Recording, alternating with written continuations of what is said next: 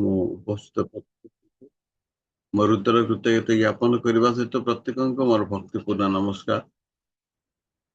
ସେହି ସ୍ଥଳ ମୋ ପ୍ରଭୁଙ୍କୁ ଧନ୍ୟବାଦ ଦିଏ। ପ୍ରଭୁ ମତେ ଅନୁଗ୍ରହ କରି ଆଜି ତାଙ୍କର ଆରାଧନା କରିବା ପାଇଁ ସୁନ୍ଦର ସୁଯୋଗ ଦେଲେ। ତା ସହିତ ମୁଁ ଧନ୍ୟବାଦ ଦେବି ଆମମାନଙ୍କର ହୋଷ୍ଟ ମହାଶୟକୁ ମତେ ସେ ସ୍ମରଣ କରି ସୁଯୋଗ ଦେଇଛନ୍ତି ମୋ ଜୀବନରେ, ସେଥିପାଇଁ ମୁଁ ଧନ୍ୟବାଦ ଦଉଛି ଏବଂ ଉପସ୍ଥିତ ପ୍ରତ୍ୟେକଙ୍କୁ ମୁଁ ଧନ୍ୟବାଦ ଦିଏ। ବିଶେଷ କରି ମୁଁ ଧନ୍ୟବାଦ ଦିଏ ଆମ ଚିତ୍ତାନନ୍ଦ ସିଷ୍ଟରକୁ, ସେ ମଧ୍ୟସ୍ଥି ପ୍ରାର୍ଥନା ଆମକୁ ପଢେଇ ନଉଥିଲେ। ତା ସହିତ ପୁଣି ମୁଁ ଧନ୍ୟବାଦ ଦେବି ଆମମାନଙ୍କର ପ୍ରତ୍ୟେକ ପ୍ରଭୁଙ୍କ ପ୍ରିୟ ଦାସମାନେ ଯେଉଁମାନେ ଯୋଗଦାନ କରୁଛନ୍ତି। ପ୍ରଭୁ ଆମେ ପ୍ରତ୍ୟେକଙ୍କୁ ପ୍ରଚୁର ଭାବରେ ଆଶୀର୍ବାଦ କରନ୍ତୁ। ଆସନ୍ତୁ ଆମେ ଆରାଧନାକୁ ଯିବା ପୂର୍ବରୁ ମୁଁ ପ୍ରତି ପ୍ରାର୍ଥନା କରିବି, ତାପରେ ଆମେ ଆଗକୁ ବଢିବା। ପ୍ରେମିକ ପିତା ପରମେଶ୍ୱର, ତୁମରି ପବିତ୍ର ନାମର ଧନ୍ୟବାଦ କରୁଛୁ ପ୍ରଭୁ। ତୁମରି ଗୌରବ କରୁଛୁ, ପ୍ରଶଂସା କରୁଛୁ ପିତା ପରମେଶ୍ୱର। ଆମମାନଙ୍କୁ ଦେଖି ଦୟା କର, ଆମ ଜୀବନର ସମସ୍ତ ପାପ ଅପରାଧ କ୍ଷମା କର ପ୍ରଭୁ। ଏ ପବିତ୍ର ସପ୍ତାହରେ ଦୁଃଖ ଭୋଗ ସପ୍ତାହରେ ପ୍ରଭୁ ଆମେ ନିଜ ନିଜ ଜୀବନକୁ ପବିତ୍ର ଭାବରେ ପରିଚାଳନା କରିବାକୁ ପାରିବୁ, ଏଥିପାଇଁ ଦୟା କର ପ୍ରଭୁ। ଯୋଉ ସମସ୍ତ ବାକ୍ୟ କୁହାଯିବ, ବାକ୍ୟ ମଧ୍ୟ ଦେଇ ଆଶୀର୍ବାଦ କର। ଆମେ ଯେତେ ଯୋଡି ହେଇଛୁ ପ୍ରଭୁ, ପ୍ରତ୍ୟେକଙ୍କୁ ଆଶୀର୍ବାଦ କର ପ୍ରଭୁ। ଆଗକୁ ଯେତେ ଯୋଡେଇବେ ପ୍ରତ୍ୟେକଙ୍କୁ ଆଶୀର୍ବାଦ କର। ତୁମର ଯୋଉ ସମସ୍ତ ବାକ୍ୟ ମାନେ ଶ୍ରବଣ କରିବୁ, ତୁମ ପ୍ରିୟ ଦାସଙ୍କ ଦ୍ଵାରା ରାଳୟଙ୍କ ଦ୍ଵାରା ତାଙ୍କୁ ଅଭିଷେକ କରି ବାକ୍ୟର ନିଗୁଡ ତତ୍ତ୍ୱ ବୁଝି ଆମମାନଙ୍କୁ ବାକ୍ୟଟି ପରିବେଷଣ କରିବାକୁ ପାରିବେ, ଏଥିପାଇଁ ସବୁ ଗୌରବ ସମ୍ଭ୍ରମ କର୍ତ୍ତାପଣ ତୁମେ। ଆଜିର ଆରାଧନା ମାଧ୍ୟମରେ ତୁମେ ଗୌରବ ମହିମା ସମ୍ଭ୍ରମ ପାଅ ବୋଲି ପ୍ରାଣକର୍ତ୍ତା ପ୍ରିୟତମ ପ୍ରଭୁ ଯୀଶୁଙ୍କ ନାମରେ ମାଗୁଅଛି। ପୁନର୍ବାର ସମସ୍ତଙ୍କୁ ମୋର ଭକ୍ତିପୂର୍ଣ୍ଣ ନମସ୍କାର। ପ୍ରଭୁଙ୍କ ନାମ ଧନ୍ୟବାଦ ହଉ। ଆମେ ତାଙ୍କର ଉପାସନା ମାଧ୍ୟମରେ ତ ତାଙ୍କ ପାଦ ତଳେ ବସିଛୁ। ନିଶ୍ଚିତ ଭାବରେ ପ୍ରଭୁ ଆମମାନଙ୍କର ପ୍ରାର୍ଥନା ଶୁଣିବେ, ଆମମାନଙ୍କୁ ପଢେଇ ନେବେ। ଆସନ୍ତୁ ଆମେ କେତୋଟି ଗୀତ ଗାଇ ପ୍ରଭୁଙ୍କ ପ୍ରସନ୍ନ।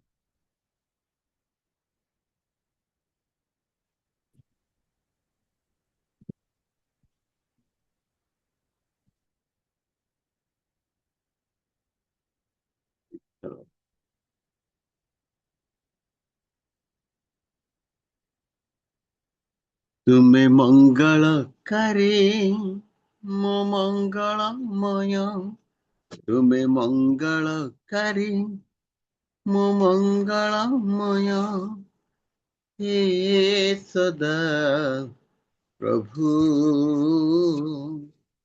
ହେ ସଦା ପ୍ରଭୁ। ତୁମେ କରୁଣାକାରୀ ମୋ କରୁଣାମୟ, ତୁମେ କରୁଣାକାରୀ ମୋ କରୁଣାମୟ, ହେ ସଦା ପ୍ରଭୁ, ମୋ ସଦା ପ୍ରଭୁ। ଦୁର୍ଦ୍ଦଶା କାଳରେ ମୋର ସହାୟ, ଆଶ୍ରୟ ଗଣ ମୋର। ଦୁର୍ଦ୍ଦଶା କାଳରେ ମୋର ସହାୟ, ଆଶ୍ରୟ ଗଣ ମୋର। ତୁମେ ମଙ୍ଗଳକାରୀ ମୋ ମଙ୍ଗଳମୟ, ତୁମେ ମଙ୍ଗଳକାରୀ ମୋ ମଙ୍ଗଳମୟ, ହେ ସଦା ପ୍ରଭୁ, ମୋ ସଦା ପ୍ରଭୁ, ହେ ସଦା ପ୍ରଭୁ, ମୋ ସଦା ପ୍ରଭୁ।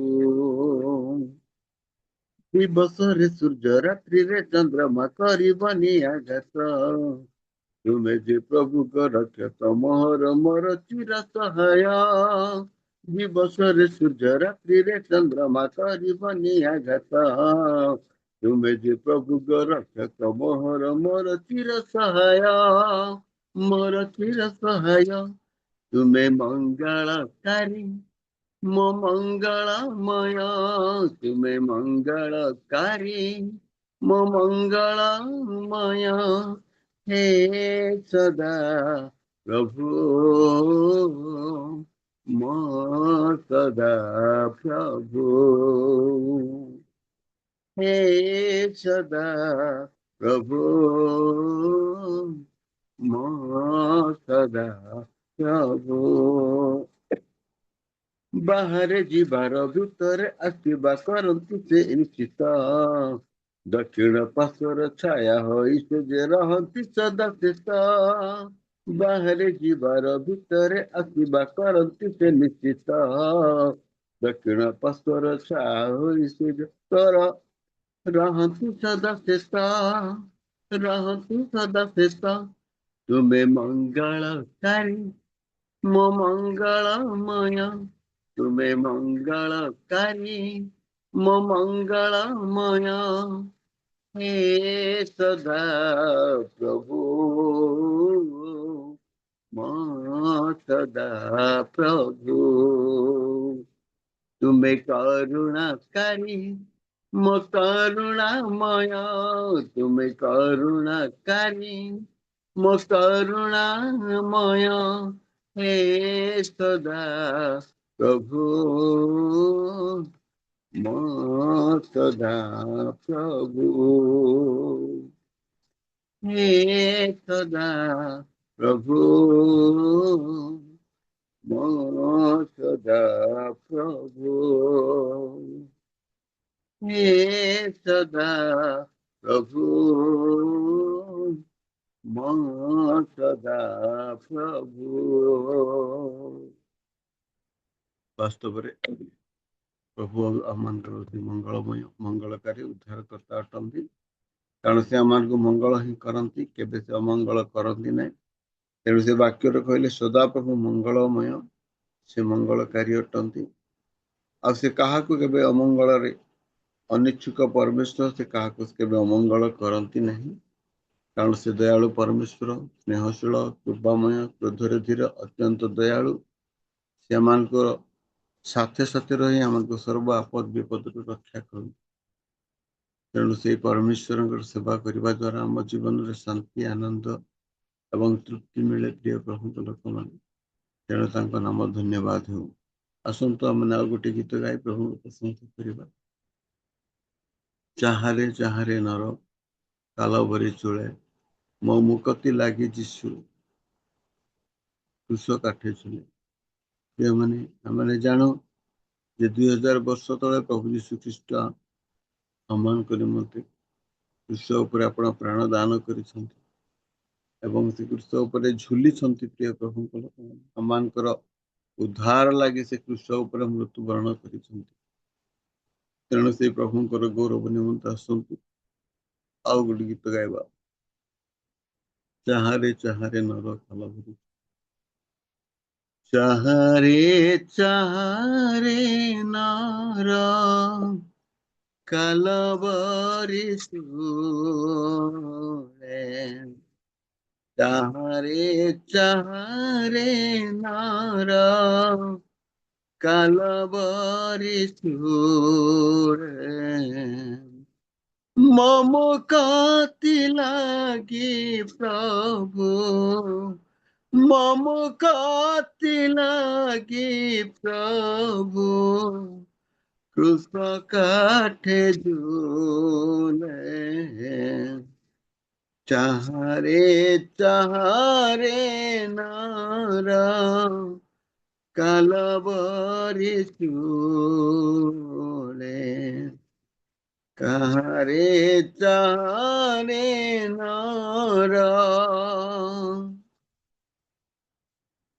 କଣ୍ଟାର ଲତିକା ଶିରେ ସବୁଛି ମୁକୁଟ ସାରି, ନିବାରେ ନରକ କିସେ ଯୁଗଳ କରି ବିସ୍ତାରି, କଣ୍ଟାର ମୁକୁଟ ଶିରେ ସବୁଛି ମୁକୁଟ ସାରି,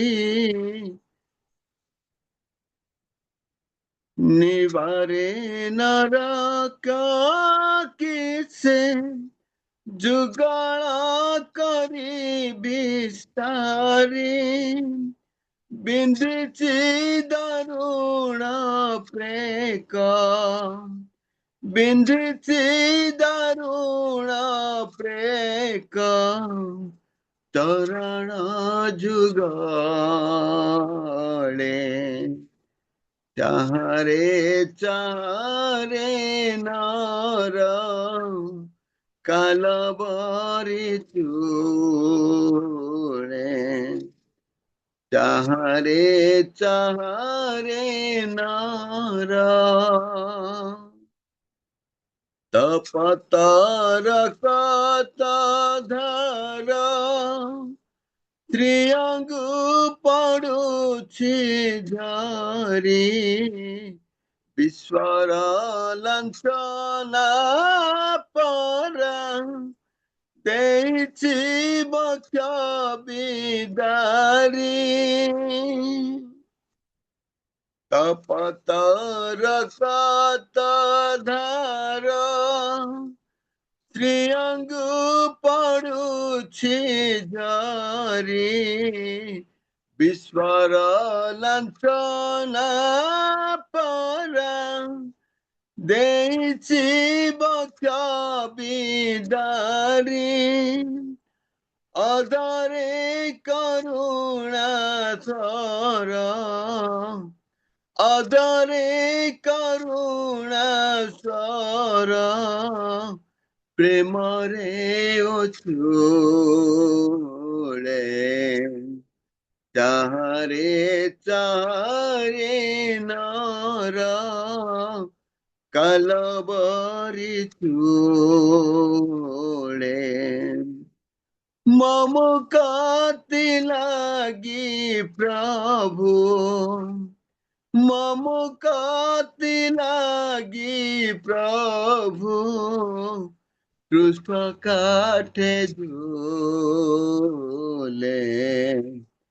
चाहरे चाहरे नार कालबारी चूड़े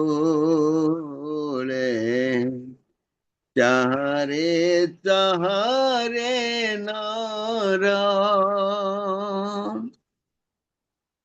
वास्तव प्रिय प्रभु को लोक माने सेदिन प्रभु जीशु ख्रीष्ट कालबारी क्रूस उपरे आपणा को बलिदान करथिले जहा द्वारा कि आज आम परित्राण प्राप्त है।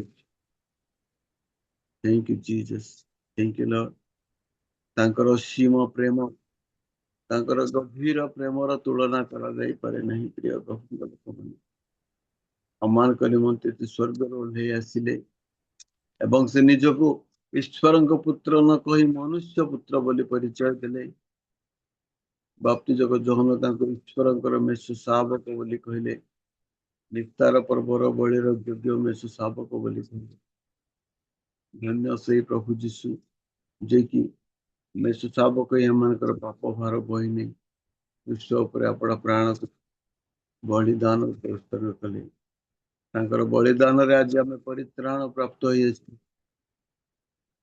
आज धार्मिक गणित हो प्रिय प्रभु लोक मैंने पापी थी उद्धार कले धन्यता असीम प्रेम धन्यता आसतु आम गोटे छोट गीत गाई प्रभु को प्रशंसा करवा। यीशु तेरी करवाने से जिंदगी मेरी बदल गई यीशु तेरे छूने से जिंदगी मेरी बदल गई तूने मुझे बचाया तूने मुझे सहलाया तूने मुझे बचाया तूने मुझे सहलाया। मैं धन्यवाद करता रहूंगा, यीशु धन्यवाद करता रहूंगा। मैं धन्यवाद करता रहूंगा, यीशु धन्यवाद करता रहूंगा। धन्यवाद, धन्यवाद, धन्यवाद, धन्यवाद, धन्यवाद, धन्यवाद, धन्यवाद, धन्यवाद।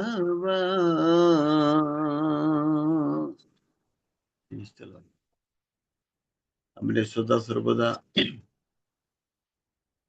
प्रभु जीशु ख्रीष्ट नाम पिता ईश्वर को धन्यवाद देवा। आम ख्रीष्ट विश्वासी मानकर मौलिक कर्तव्य प्रिय प्रभु लोक मैंने आम धन्यवाद न दे रही पारिबा नहीं, कारण से आम निमंते अपना प्राण दे अपना रक्त क्रय कर। जदि आम धन्यवाद दे पारना ताहले आम परि अबोध योग्य कहीं नुहन। तेणु से धन्यवाद पाइबे, आम आशीर्वाद करेंगे। कारण लिखा जाए सदा प्रभु धन्यवाद कर, कारण से मंगलमय, कारण ताहांक दया अनंत काल स्थायी। आम थरे धन्यवाद देले दया आम ऊपर बर्तिब, कारण से धन्यवाद पाइबा योग्य अटंती। धन्यवाद। 23 चलो। मैं जो पापा में डूबा हुआ था और जो तुझसे दूर हुआ था, मैं जो पापों में डूबा हुआ था और जो मुझसे दूर हुआ था, तूने मुझे बचाया, तूने मुझे सहलाया, तूने मुझे बचाया, तूने मुझे सहलाया। मैं धन्यवाद करता रहूंगा, यीशु धन्यवाद करता रहूंगा। मैं धन्यवाद करता रहूंगा, यीशु धन्यवाद करता रहूंगा। धन्यवाद, धन्यवाद, धन्यवाद, धन्यवाद, धन्यवाद, धन्यवाद, धन्यवाद, धन्यवाद। Thank you Jesus. प्रभु तुम्हें आमनकर प्रार्थना शुणिया पाई एकमात्र योग्य अटक। से दिन दानिएल प्रार्थना 21 दिन पर्यंत प्रभु मोयाबर अधिपति आतंक कर रखिथिला, किंतु तुम्हें अपना वाक्य पठेई समस्त चूर्ण करी तुम निकट में दानिएल प्रार्थना पहुंचीला प्रभु। तेणु तुम्हें अपना दूत को दानिएल निकट में पठेई समस्त आगामी समस्त विषय जन प्रभु। तेणु तुम नाम धन्यवाद। तुम्हें धन्य, तुम्हें धन्य, तुम्हें धन्य। यीशु ने ऐसा प्रेम जताया, मुझको अपना बेटा बनाया। यीशु ने ऐसा प्रेम जताया, मुझको अपना बेटा बनाया, अपना लहू बहाया, जीवन नया दिलाया, अपना लहू बहाया, जीवन नया दिलाया। मैं धन्यवाद करता रहूंगा, यीशु धन्यवाद करता रहूंगा। मैं धन्यवाद करता रहूंगा, यीशु धन्यवाद करता रहूंगा।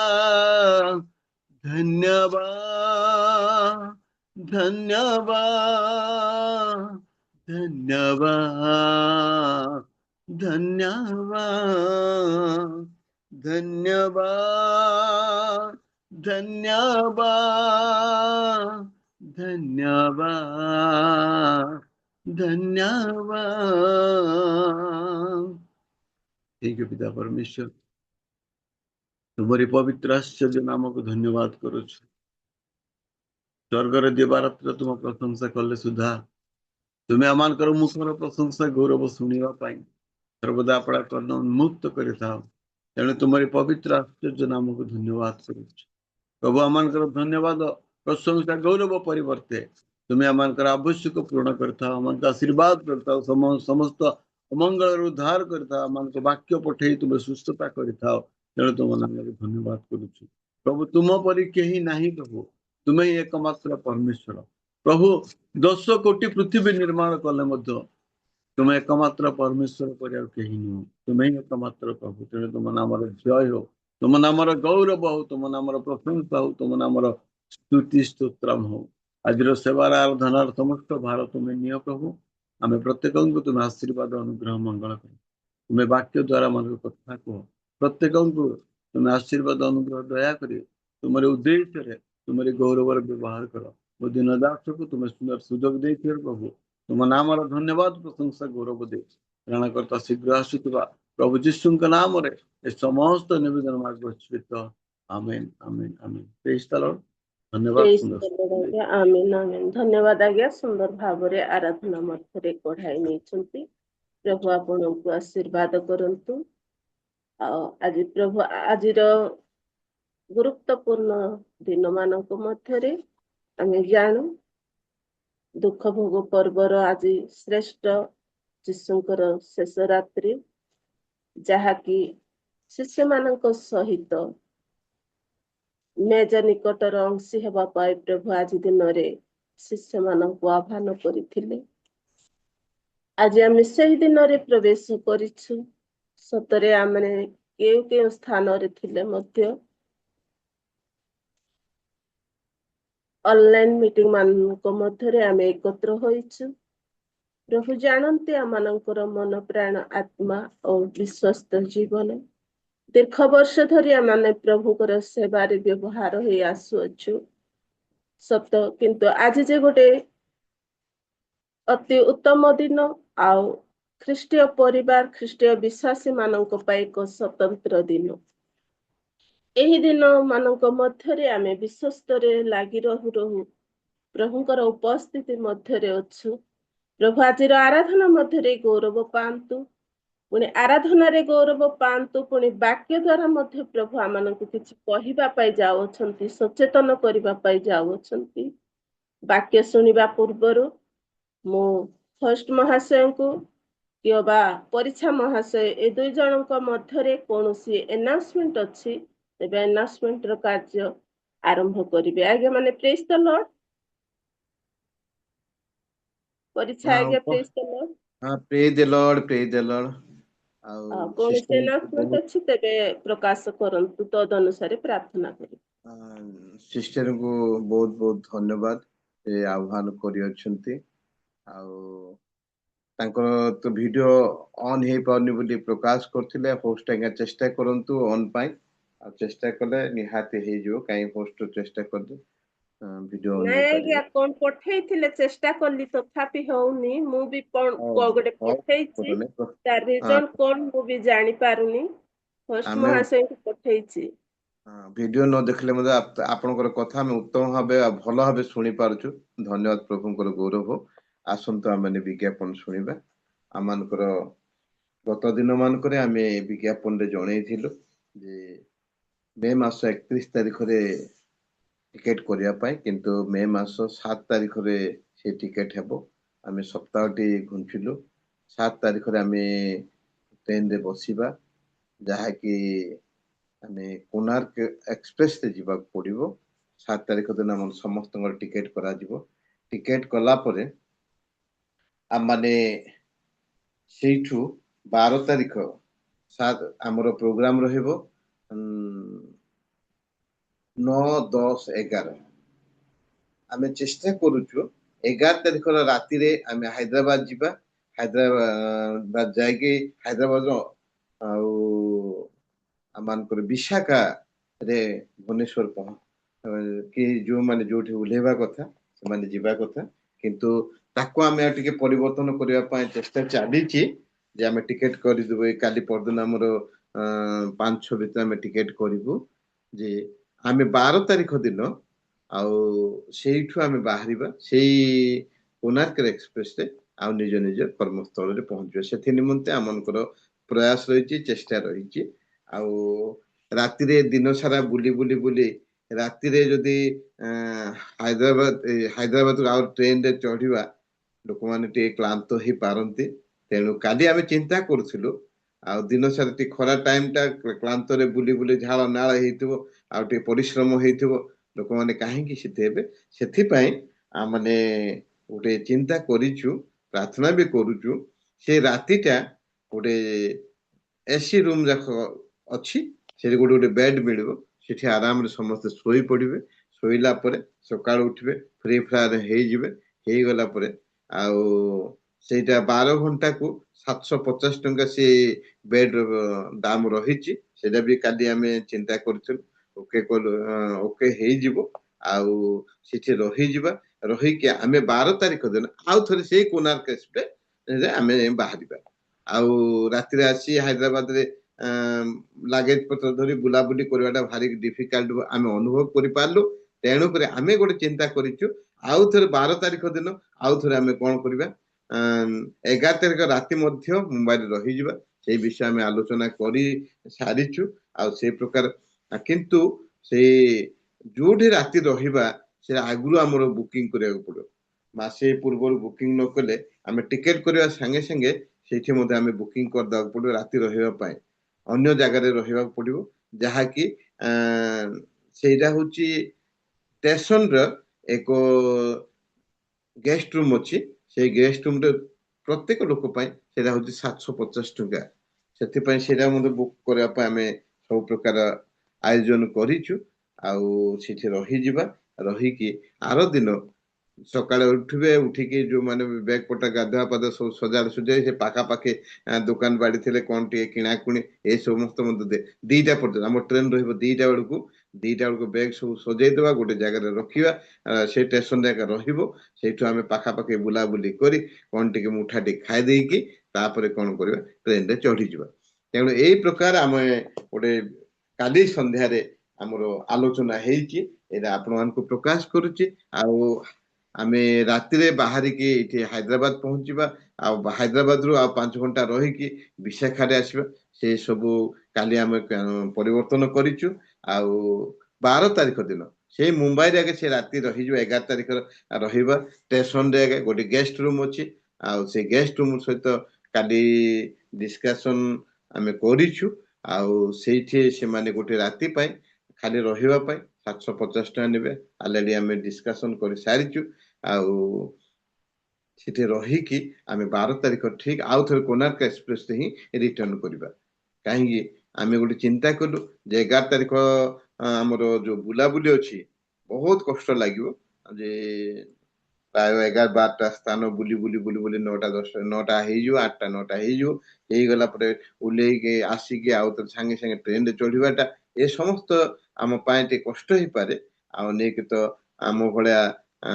ସିନିୟର ସିଟିଜେନ ମାନେ ଯିବେ ଯୋଉମାନେ ଟିକେ ବୟସ ଅଛି ସେମାନଙ୍କ ପାଇଁ କଷ୍ଟ ହେଇନପାରେ କିନ୍ତୁ ଆମେ ସିନିୟର ସିଟିଜେନ ମାନଙ୍କ ପାଇଁ ଆମ ପାଇଁ କଷ୍ଟ ହେଇପାରେ ତେଣୁ ଆମେ ପ୍ରାର୍ଥନାରେ ରଖିଛୁ ଯେ ସେଇଠି ଆମେ ଅନଲାଇନ ମାଧ୍ୟମରେ ଆମେ ରିଜର୍ଭେସନ କରିବା ଆଉ ଯେଉଁମାନଙ୍କ ଟିକେଟ ଅଛି ସେମାନଙ୍କୁ ଆଗେ ସେମାନେ ସେ ସ୍ଥାନ ଦିଅନ୍ତି ଆଉ ଟିକେଟ ନଥିବା ଲୋକ କାହିଁକି ଆମେ ତ ଆଡଭାନ୍ସ ଟିକେଟ କରିଥିବା ତେଣୁ ଆମ ପାଇଁ ସେ ସ୍ଥାନ ସୁରକ୍ଷିତ ରହିବ ଆଉ ସେଥି ନିମନ୍ତେ ଆମେ ଆଶାବାଦୀ ଅଛୁ ଆଉ ଯେତେ ଲୋକ ଯାଇଛୁ ସମସ୍ତେ ସେଠି ରହିଯିବା ରହିଗଲା ପରେ ଆର ଦିନ 12 ତାରିଖ ଦିନ ଆମମାନେ ସେଇଠୁ ଆଉ ଥରେ କୋଣାର୍କ ଏକ୍ସପ୍ରେସରେ ବାହାରିବା ତେଣୁ ସେଇ 7 ତାରିଖ ପାଇଁ କୋଣାର୍କ ଏକ୍ସପ୍ରେସ କରିବା 12 ତାରିଖ ପାଇଁ ମଧ୍ୟ କୋଣାର୍କ ଏକ୍ସପ୍ରେସ ଜାଗା ଟିକେଟ କରାଯିବ ଆଉ ସମସ୍ତେ ସେଥି ନିମନ୍ତେ ଆମେ ଯୋଉ 11 ତାରିଖ ରାତି ସେଠି ରହିବା, ତେଣୁ ଆଗକୁ ସେଟା ଆଡଭାନ୍ସ କରାଯିବ।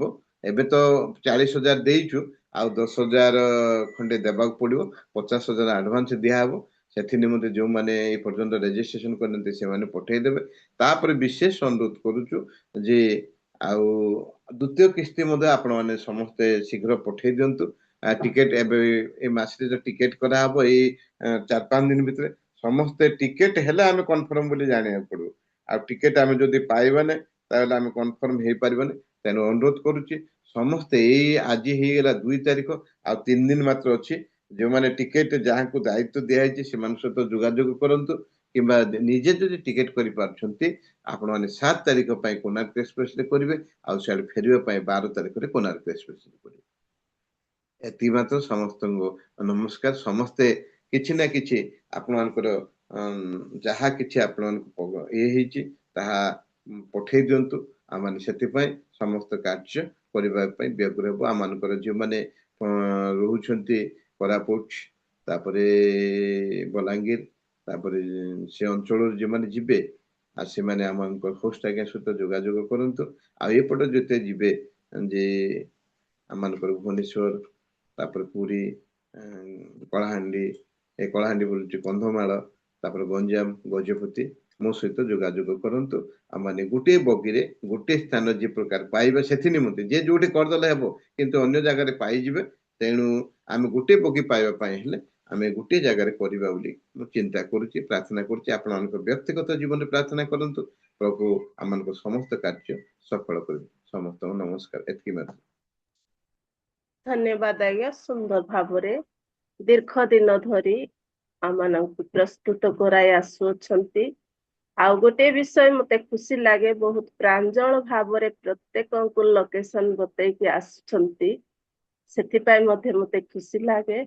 ଯେଉଁମାନେ ଯିବା ପାଇଁ ପ୍ରସ୍ତୁତ ଅଛୁ ବା ଅଛନ୍ତି ବା ବର୍ତ୍ତମାନ ସୁଦ୍ଧା ପ୍ରସ୍ତୁତ ହେଇନାହାନ୍ତି, ଆଗକୁ ପ୍ରଭୁ ଆଶୀର୍ବାଦ କରନ୍ତୁ, ପ୍ରସ୍ତୁତ କରନ୍ତୁ, ସଚେତନ କରନ୍ତୁ, ଆଉ ସୁବିଧା ସୁଯୋଗ ମଧ୍ୟ ଦିଅନ୍ତୁ। ନିରାପଦରେ ଲକ୍ଷ୍ୟ ସ୍ଥାନରେ ପହଞ୍ଚିବା ପାଇଁ ପ୍ରଭୁ ସାହାଯ୍ୟ କରନ୍ତୁ। ଆଜିର ଆନାଉନ୍ସମେଣ୍ଟ ମଧ୍ୟରେ ପ୍ରଭୁ ଗୌରବ ପାଆନ୍ତୁ। ଆଉ ପ୍ରାର୍ଥନାର ଅନୁରୋଧ, ଆଉ ଯୋଉ ଆନାଉନ୍ସମେଣ୍ଟ ଅଛି ସେ ବିଷୟରେ ସଂକ୍ଷିପ୍ତରେ ପ୍ରାର୍ଥନା କରିବା। ପରବର୍ତ୍ତୀ ବାକ୍ୟ ସମୟ ପରବର୍ତ୍ତୀ ସମୟରେ ଆମେ ଅନ୍ୟାନ୍ୟ ବିଷୟକୁ ନେଇ ପ୍ରାର୍ଥନା କରିବା। ଆଉ ବର୍ତ୍ତମାନ ଆଜିର ଆନାଉନ୍ସମେଣ୍ଟ ପାଇଁ ଆଉ ବାକ୍ୟ ନେଇ ଆସୁଥିବା ପ୍ରଭୁଙ୍କର ଦାସଙ୍କ ନିମନ୍ତେ ପ୍ରାର୍ଥନା କରିବା। ଆମମାନଙ୍କ ମଧ୍ୟରେ ଛିଞ୍ଚାଣି ସାର୍ ଅଛନ୍ତି, ଜେକେ ଛିଞ୍ଚାଣି ସାର୍। ଆଜ୍ଞା, ପ୍ରେଜ୍ ଦ ଲର୍ଡ। Praise the Lord. ଯଦି ଶୁଣିଛନ୍ତି ତେବେ ପ୍ରାର୍ଥନାରେ ଆଗକୁ ବଢନ୍ତୁ। ଆଉ ସେଥି ପୂର୍ବରୁ ମୁଁ ଆଉ ଗୋଟେ ପ୍ରାର୍ଥନାର ଅନୁରୋଧ, ଆଉ ମୋର ଡିଭାଇସ୍ ଅଧିକ ସମୟ ହେଲେ କଟିଯାଏ। ଆଉ ଶେଷ ଆଶୀର୍ବାଦ ଆଦର୍ଶକ ପ୍ରାର୍ଥନାରେ ଆମମାନଙ୍କ ମଧ୍ୟରେ ତାବଡାରୁ କରାଡ ମହାଶୟ ଅଛନ୍ତି। ସେ ପ୍ରାର୍ଥନା ପାଇଁ ପ୍ରସ୍ତୁତ ଥିବେ। ପୁଣି ବାକ୍ୟ ପରେ ପରେ ସମସ୍ତ ପ୍ରାର୍ଥନାର ଅନୁରୋଧକୁ ନେଇ ପ୍ରାର୍ଥନା କରିବା। ଆମମାନଙ୍କ ମଧ୍ୟରେ ଯୁଗଳ ଜେନା ସାର୍ ଅଛନ୍ତି, ସେ ମଧ୍ୟ ପ୍ରସ୍ତୁତ ଥିବେ। ତେବେ ଆସନ୍ତୁ ଜେକେ ଛିଞ୍ଚାଣି ସାର୍ଙ୍କର ପ୍ରାର୍ଥନାରେ ଆମେ ସମସ୍ତେ ମନୋଯୋଗୀ ହେବା। ଆଜ୍ଞା, ପ୍ରେଜ୍ ଦ ଲର୍ଡ। ପ୍ରାର୍ଥନାରେ ଆଗକୁ ବଢନ୍ତୁ। Praise the Lord. ଖ୍ରୀଷ୍ଟରେ ଉପସ୍ଥିତ ପ୍ରତ୍ୟେକଙ୍କୁ ମୋର ନମସ୍କାର and praise the Lord. ଆସନ୍ତୁ ଆମମାନେ ପ୍ରାର୍ଥନା କରିବା। ଦୟାର ସାଗର, ପ୍ରେମର ନିର୍ଝର, ପବିତ୍ର ପରମେଶ୍ୱର, ତୁମ୍ଭରି ଗୌରବ କରୁଅଛୁ। ତୁମ୍ଭେ କେବଳ ଅଦ୍ୱିତୀୟ ଜୀବିତ ଆମ୍ଭମାନଙ୍କ ମଧ୍ୟରେ ଇମାନୁଏଲ ପରମେଶ୍ୱର। ପ୍ରଭୁ ଧନ୍ୟବାଦ କରୁଛୁ ପ୍ରତି ପ୍ରଭାତରେ ତୁମ୍ଭର ବିଶ୍ୱସ୍ତତା ଓ କରୁଣା ଆମ୍ଭମାନଙ୍କ ପ୍ରତି ପ୍ରକାଶ କଲ, ଏବଂ ତୁମ୍ଭ ସମ୍ମୁଖରେ ପ୍ରଭୁ ଏହି ଜୁମ୍ ମିଟିଂ ଦ୍ୱାରା ଏକତ୍ରିତ ହେବା ପାଇଁ ବଳ ଦେଲ, ଶକ୍ତି ଦେଲ, ସୁସ୍ଥତା ଶରୀର ଦେଲ, ଆତ୍ମାଙ୍କର ନିୟନ୍ତ୍ରଣ ଦେଇ ତୁମ ନିକଟବର୍ତ୍ତୀ ହେବା ପାଇଁ ସାହାଯ୍ୟ କଲ। ପ୍ରଭୁ ଧନ୍ୟବାଦ କରୁଛୁ, ତୁମେ ଆଜି ତୁମ୍ଭର ଗୌରବ ବର୍ଣ୍ଣନା କରିବା ପାଇଁ ତୁମ୍ଭ ଦାସ ମାଳି ଆଜ୍ଞାଙ୍କୁ ମନୋନୀତ କରିଥିଲ। ତୁମେ ତାହାଙ୍କ ଉପରେ ତୁମ୍ଭ ଆତ୍ମାଙ୍କର ଅଧିଷ୍ଠାନ କରୁଥାଅ ଏବଂ ତାହାଙ୍କୁ ତୁମ୍ଭର ଗୌରବର ସ୍ରୋତ ଭାବରେ ପ୍ରଭୁ ବ୍ୟବହାର କର। ତାଙ୍କ ପରିବାର ପ୍ରତି ତୁମ୍ଭ କୃପା ଦୃଷ୍ଟି ରଖ। ପ୍ରଭୁ ଧନ୍ୟବାଦ କରୁଛୁ ଏହି ସମୟରେ ତୁମ୍ଭେ ପ୍ରଭୁ ପରିଚା ଆଜ୍ଞାଙ୍କ ଦ୍ୱାରା ଅନେକ ବିଷୟ ସୂଚନାତ୍ମକ ଭାବରେ ପ୍ରଦାନ କରିଅଛ। 7 ତାରିଖରେ ସେମାନେ ହାଇଦ୍ରାବାଦ ଯାତ୍ରା କରିବେ। ହାଇଦ୍ରାବାଦରୁ ପ୍ରଭୁ ମୁମ୍ବାଇ ଯାତ୍ରା କରିବେ। 12 ତାରିଖରେ ସେମାନେ ବାହୁଡ଼ି ଆସିବେ। ଯିବା ପଥ, ରହିବା ସ୍ଥଳ, ଫେରିବା ପଥରେ ତୁମ୍ଭର ସେହି ବିସ୍ତାରିତ ପରାକ୍ରାନ୍ତ ବାହୁ ବିସ୍ତାରିତ କରି ରଖି ତୁମ୍ଭ ଲୋକମାନଙ୍କୁ କୁକୁଟି ନ୍ୟାୟ ସୁରକ୍ଷା କର। ତୁମ୍ଭେ ସେମାନଙ୍କ ପ୍ରତି ଝରାଇଥିବା କାଲବରୀ କ୍ରୁଶର ରକ୍ତର ଶକ୍ତିରେ ସେମାନଙ୍କୁ ତୁମ୍ଭ ଉଦ୍ଦେଶ୍ୟରେ ବ୍ୟବହାର କର ଏବଂ ଚତୁଃପାର୍ଶ୍ୱରେ ଅଖଣ୍ଡିତ ବେଡ଼ା ଦେଇ ପ୍ରଭୁ ସୁରକ୍ଷା କର। ପ୍ରଭୁ ଅର୍ଥର ଆବଶ୍ୟକ ଯାହା ଅଛି ଯୀଶୁଙ୍କ ନାମରେ ଯୋଗାଅ। ଏ ବର୍ତ୍ତମାନ ଆମ୍ଭେମାନେ ତୁମ୍ଭ ମୁଖ ନିଃସୃତ ବାକ୍ୟ ଶୁଣିବୁ। ତୁମ୍ଭ ଦାସ ରାହୁଳ ମହାଶୟ ଆମମାନଙ୍କ ମଧ୍ୟରେ ଅଛନ୍ତି। ଆଜି ତୁମ୍ଭେ ତାହାଙ୍କୁ ତୁମ ମୁଖପାତ୍ର କରିବା ପାଇଁ ପସନ୍ଦ କରିଛ, ମନୋନୀତ କରିଛ।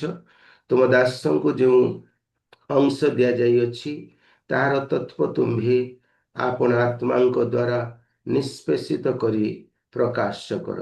ଶୁଣିବା ପାଇଁ କର୍ଣ୍ଣ, ରଖିବା ପାଇଁ ହୃଦୟ ପ୍ରଦାନ କର। ତୁମ୍ଭ ଦାସୀ ଲିମା ମାଙ୍କ ପ୍ରତି ତୁମେ ସାହାଯ୍ୟ କର। ତାହାଙ୍କର ଡିଭାଇସକୁ ତୁମେ ଯୀଶୁଙ୍କ ନାମରେ ସ୍ପର୍ଶ କର। ନେଟୱାର୍କ ଅଞ୍ଚଳରେ ପ୍ରଭୁ ତାର ନେଟୱାର୍କ କାଟୁଛି। ହେ ମୋର ପରମେଶ୍ୱର, ତୁମ୍ଭ ସମ୍ମୁଖରେ କିଛି ଅସମ୍ଭବ ନୁହେଁ। ତାଙ୍କ ପରିବାରକୁ ବି ଆଶୀର୍ବାଦ କର। ଗୌରବ ପ୍ରଶଂସା ତୁମେ ପାଅ। ଯୀଶୁଙ୍କ ନାମରେ ମାଗୁଛୁ, ଆମେନ୍ ଆମେନ୍। Thank you. ଆମେନ୍ ଆମେନ୍। ଧନ୍ୟବାଦ ଆଜ୍ଞା, ସୁନ୍ଦର ଭାବରେ ପ୍ରାର୍ଥନା ମାଧ୍ୟମରେ କଢାଇ ନେଇଛନ୍ତି। ପ୍ରଭୁ ଆପଣଙ୍କୁ ଆଶୀର୍ବାଦ କରନ୍ତୁ। ତେବେ ବିଳମ୍ବ କରିବା ନାହିଁ, ବାକ୍ୟର ସମୟ। ଆମେ ଯଦି ସଠିକ ଜାଗାରେ ଅଛୁ ଭିଡିଓକୁ ଆସିବା। ଆଉ ମୁଁ ପ୍ରଭୁ ଯୀଶୁଙ୍କ ନାମରେ ପ୍ରଭୁଙ୍କର ଦାସଙ୍କୁ ଆହ୍ୱାନ କରେ। ରେଭରେଣ୍ଡ ରାଉଳ ସାର୍ ପୁରୀରୁ ଜଡିତ ହେଇ ଅଛନ୍ତି। ଆଜ୍ଞା, ପ୍ରେଜ୍ ଦ Lord. Praise the Lord, praise the Lord. ଏତେବେଳେ Yes, ଆପଣଙ୍କର yes. ସମୟ ବାକ୍ୟ ମାଧ୍ୟମରେ ଆମମାନଙ୍କୁ କଢାଇ ନେବେ। Praise the Lord. ଶୁଣା ଯାଉଛି? ଆଜ୍ଞା ସାର୍। ଶୁଭା ଯାଉଛି ତ? ଓକେ। ପ୍ରଥମେ ପ୍ରଭୁ ଯୀଶୁଙ୍କୁ ମୁଁ ଧନ୍ୟବାଦ ଦିଏ, କାରଣ ରାତ୍ରରେ ମୃତ୍ୟୁବତ୍ ସଦୃଶ ଥିଲୁ। ଏ ପ୍ରଭାତ ସମୟରେ ଆମମାନଙ୍କୁ ଜୀବିତ କରି ମିଟିଂରେ ବା ପ୍ରାର୍ଥନାରେ ବସିବା ପାଇଁ ସୁଯୋଗ ଦେଲେ, ସେଥିପାଇଁ ମୁଁ ପ୍ରଭୁଙ୍କୁ ଧନ୍ୟବାଦ ଦିଏ। ତା ସହିତ ମୁଁ ଧନ୍ୟବାଦ ଦିଏ ଏମାନଙ୍କର ହୋଷ୍ଟ ଯେ ମତେ ଆଜି ସୁଯୋଗ ଦେଲେ ଯେ ଆଜି ବାକ୍ୟ କହିବା ପାଇଁ। ତେଣୁ ପ୍ରଭୁଙ୍କର ଧନ୍ୟବାଦ ହଉ। ମହାଶୟଙ୍କୁ ମଧ୍ୟ ମୁଁ ଧନ୍ୟବାଦ ଜଣାଏ।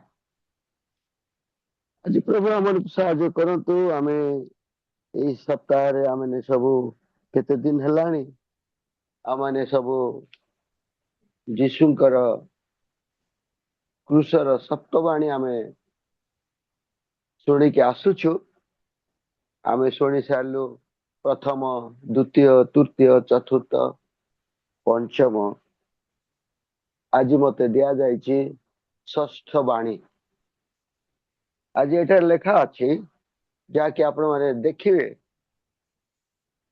ଯୋହନ ତାର 19 ପର୍ବର 30 ପଦରେ, ସେଥିରେ ଯୀଶୁ ସେଇ ଅମ୍ଳରସ ପାନ କରି କହିଲେ, ସମାପ୍ତ ହେଲା। ଆଉ ସେ ମସ୍ତକ ଅବନତ କରି ପ୍ରାଣ ତ୍ୟାଗ କଲେ। ପ୍ରଭୁ ପଟ୍ଟାକରେ ପୁଷ୍ପବଳରେ ଆଶୀର୍ବାଦ କରନ୍ତୁ ଯେ ଆଜି ପ୍ରଭୁ ଯୀଶୁ ଖ୍ରୀଷ୍ଟଙ୍କର ସମସ୍ତ ତାଙ୍କର ଯୋଉ 33.5 ବର୍ଷ କାଳ ପୃଥିବୀରେ ଥିଲେ, ଆଉ ପୃଥିବୀରେ ଥାଇ ସେ ସମସ୍ତ ସେବା କାର୍ଯ୍ୟ କଲେ, ମୃତ ମାନଙ୍କୁ ଜୀବନ ଦେଲେ, ଖଞ୍ଜ ଅନ୍ଧ ଶୁଷ୍କାଙ୍ଗ ଲୋକ ମାନଙ୍କୁ ସୁସ୍ଥତା ଦେଲେ, ଭୂତ ମାନଙ୍କୁ ଚଢେଇଲେ, ଛଡାଇଲେ এই প্রকার সমস্ত କାର୍ଯ୍ୟ ସେ ସମାପ୍ତ କରି ଲାଷ୍ଟରେ ଏ ଜଗତର ପାପକୁ ନେବା ପାଇଁ କୃଷରେ ହତ ହେଲେ। ଆଉ ସେ ସମୟରେ କୃଷରେ ଥାଇ ସେ ଗୋଟିଏ କଥା କହୁଛନ୍ତି ସମାପ୍ତ ହେଲା। ପ୍ରଭୁଙ୍କ ନାମ ଧନ୍ୟ ହଉ ଯେ ଆଜି ଗୋଟେ ବାକ୍ୟରେ ବି ଲେଖାଯାଏ, ଆପଣ ମାନେ ଶୁଣିଥିବେ, ଘର ଯଦି ତିଆର କରିକି ଯଦି ସମାପ୍ତ କରୁନାହିଁ ଲାଜର ବିଷୟ ବୋଲି ଲେଖା ଅଛି।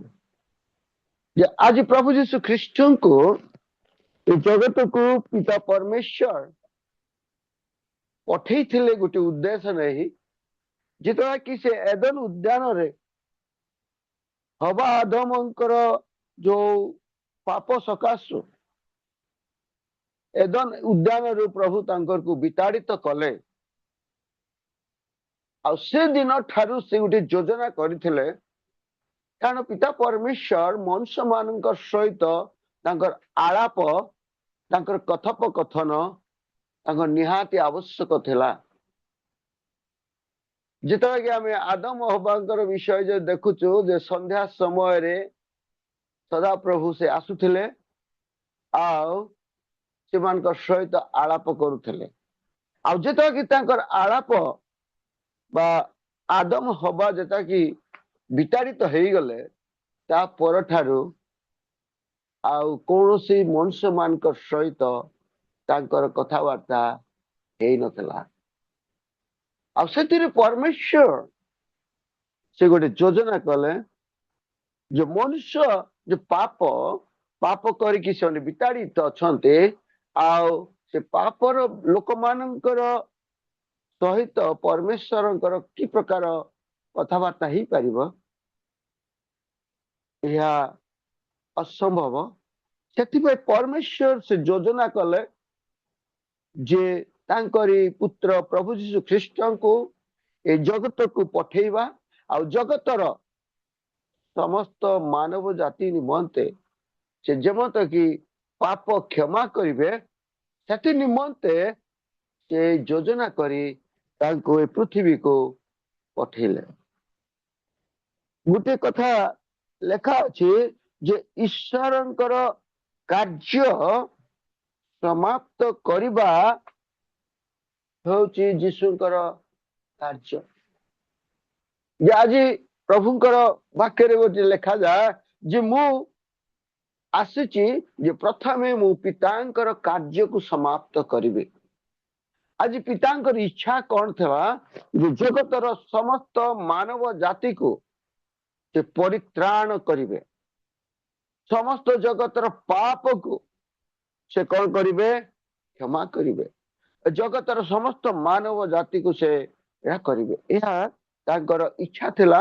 ଆଉ ଈଶ୍ୱରଙ୍କର କାର୍ଯ୍ୟ ଅନୁଯାୟୀ ସେ ଜଗତକୁ ଆସିଲେ, ଆଉ ସେ ସମସ୍ତ କାମ କରିକି ସେ କହିଲେ ସମାପ୍ତ ହେଲା।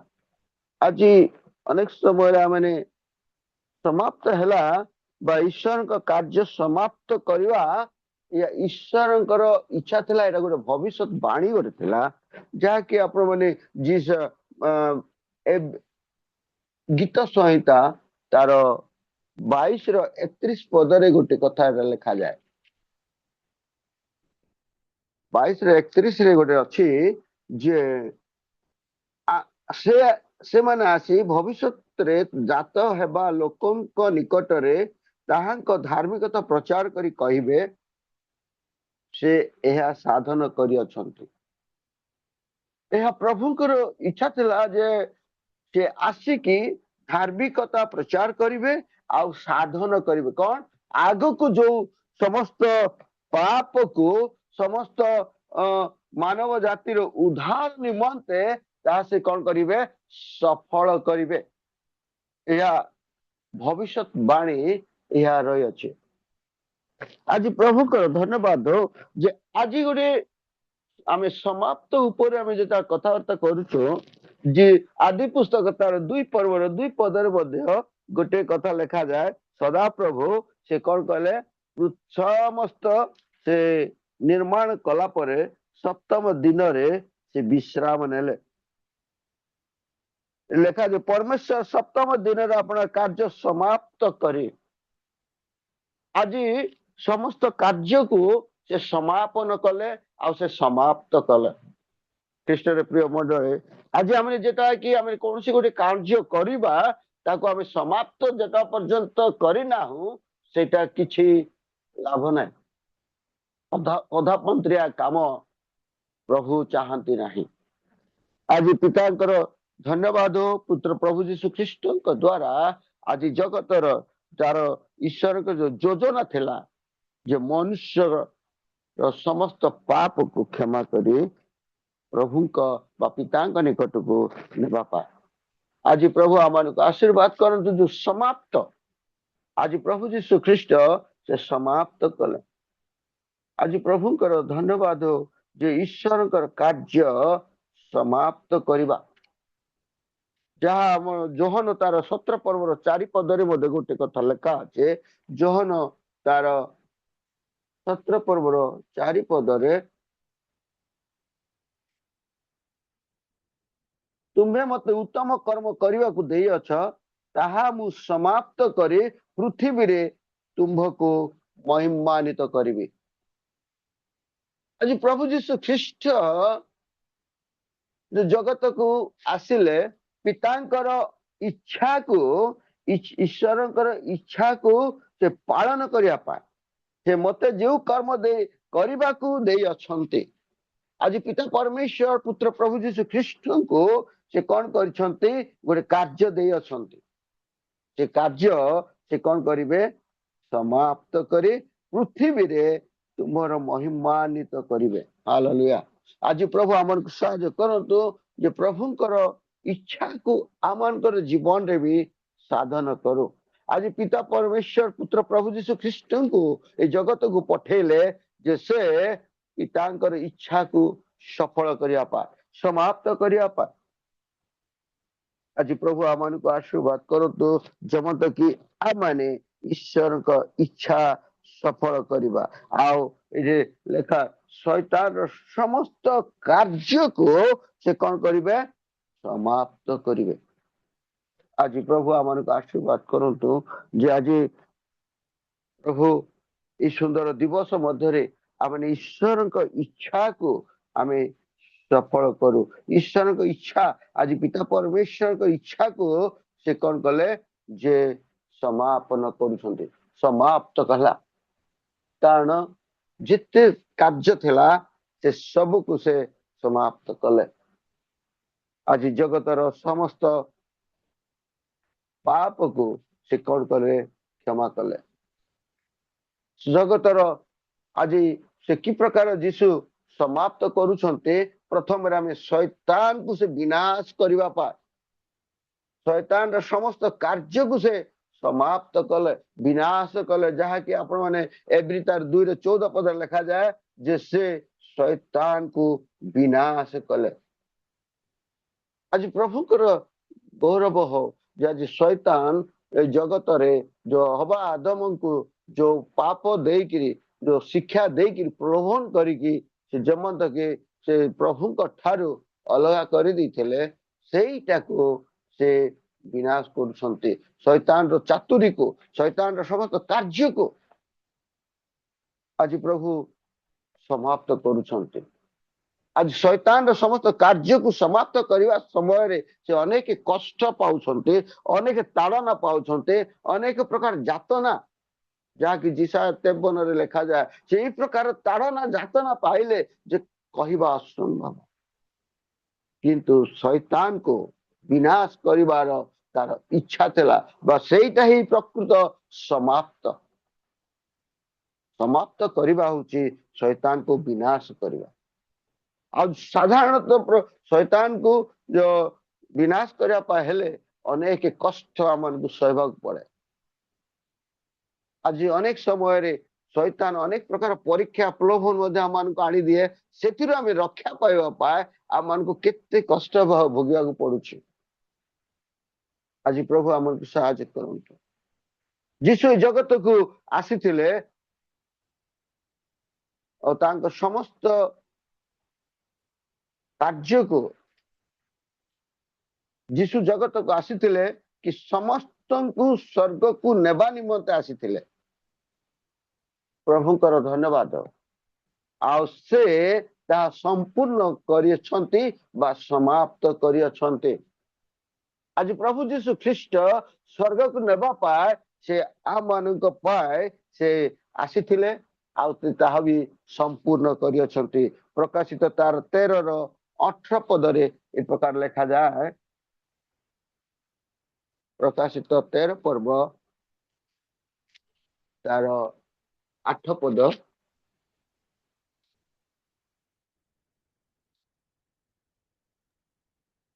ଯେଉଁମାନଙ୍କ ନାମ ଜଗତର ପତନାବଧି ବଳିକୃତ ମେଷଶାବକଙ୍କର ଜୀବନ ପୁସ୍ତକରେ ଲିଖିତ ହୋଇନାହିଁ, ପୃଥିବୀ ନିବାସୀ ସେହି ସମସ୍ତ ଲୋକ ତାଙ୍କୁ ପ୍ରଣାମ କରିବେ।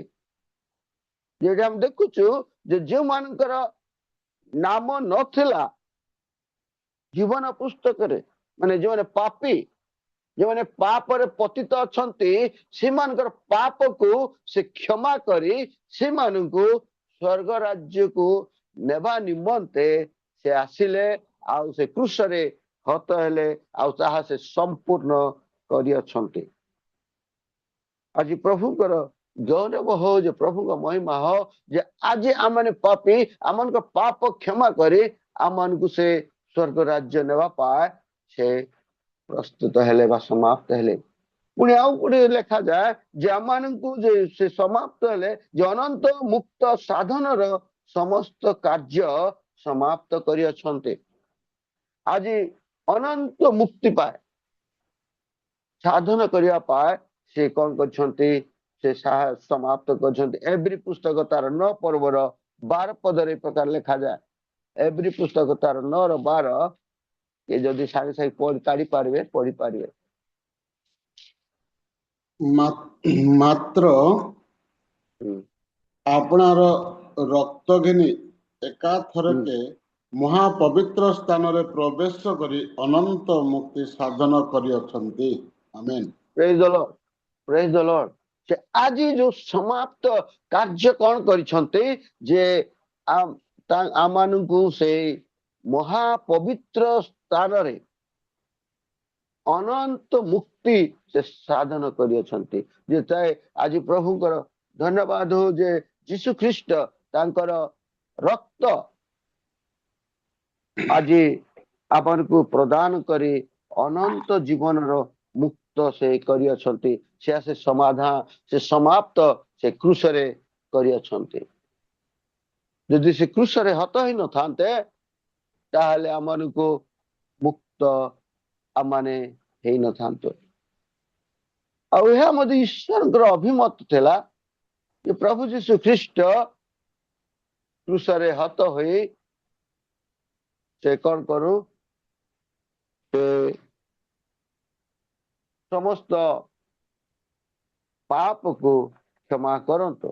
ଏହା ହଉଛି ଈଶ୍ୱରଙ୍କର ଅଭିମତ। ଆଜି ପ୍ରଭୁ ଆମମାନଙ୍କୁ ସାହାଯ୍ୟ କରନ୍ତୁ ଯେ ଈଶ୍ୱରଙ୍କ ଇଚ୍ଛାକୁ ସେ ସାଧନ କରିବା ପାଇଁ ସେ ଜଗତକୁ ଆସିଥିଲେ। ଈଶ୍ୱରଙ୍କର ଅଭିମତ। ପ୍ରଭୁ ଆମମାନଙ୍କୁ ଆଶୀର୍ବାଦ କରନ୍ତୁ ଯେ ଆମମାନେ ପ୍ରଭୁଙ୍କ ଠାରେ ଆମମାନେ ବିଶ୍ୱାସରେ ଜୀବନ କାଟି ପ୍ରଭୁଙ୍କ ନିମନ୍ତେ ଆମମାନେ ଆଗେ ବଢୁ।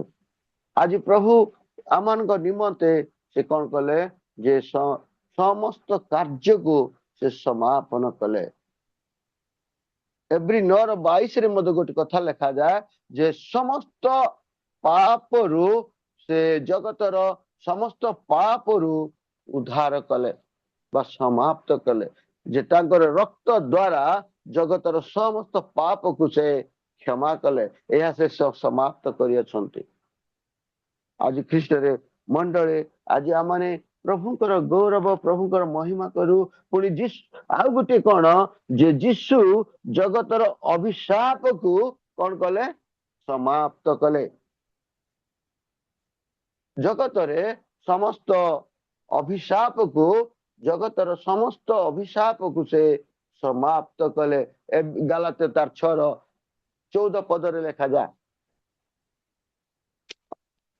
ଆଜି ପ୍ରଭୁ ଆମର ସାହାଯ୍ୟ କରନ୍ତୁ। ଯୋଉ ଅଭିଶାପରେ ଜୀବନ କାଟୁଥିଲୁ, ଯୋଉ ଅଭିଶାପ ଥିଲା, ସେ ଅଭିଶାପକୁ ସେ କଣ କଲେ, ସେ ଖୁଣ୍ଟରେ ଝୁଲିଲେ ବା କୃଷରେ ହତ ହେଲେ। ଆଉ ସେ ଅଭିଶାପକୁ ସେ କଣ କଲେ, ସମାପ୍ତ କଲେ। ଆମେ ଆଉ କୌଣସି ପ୍ରକାର ଅଭିଶପ୍ତ ନହଉ। ଆମେ କୌଣସି ପ୍ରକାର ଆମେ ଅଭିଶାପ ନାହିଁ। କର୍ସ ବୋଲି ଗୋଟେ ଇଂଲିଶରେ କୁହାଯାଏ, କର୍ସ, ଅଭିଶାପ। ଜଗତରେ ଯେଟା କି ମନୁଷ୍ୟ ଦ୍ୱାରା ଯୋଉ ପାପ ଆସିଲା, ସେ ଗୋଟେ ଅଭିଶାପ ଆସିଥିଲା। ଆଉ ସେ ଅଭିଶାପରୁ ପ୍ରଭୁ ଆମକୁ ମୁକ୍ତ କଲେ।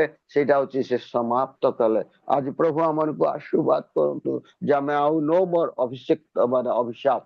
ଆମେ ଆଉ କୌଣସି ପ୍ରକାର ଆମେ ଅଭିଶାପରେ ଆମେ ନାହୁଁ। ଆଜି ଅଭିଶାପରୁ ଆମକୁ ମୁକ୍ତ କରିଅଛନ୍ତି, ଧାର୍ମିକତା ପ୍ରଦାନ କରିଅଛନ୍ତି। ଆଜି ଆମେ ଆଉ କୌଣସି ପ୍ରକାର ଆମେ ପାପୀ ନହୁଁ।